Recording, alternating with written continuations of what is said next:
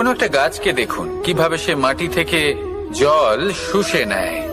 সে ঝড় হোক বা হোক কড়া রোদ সব সহ্য করে এবং অবশেষে সে ফল ধারণ করে। আর সেই ফল উৎপন্ন করার পরে সে ফল কিন্তু সে নিজে গ্রহণ করে না, এই সংসারকে প্রদান করে, যাতে পশু পাখি মানুষ তারা এই ফল গ্রহণ করে শক্তিশালী হয়ে উঠতে পারে, সুস্থ থাকতে পারে।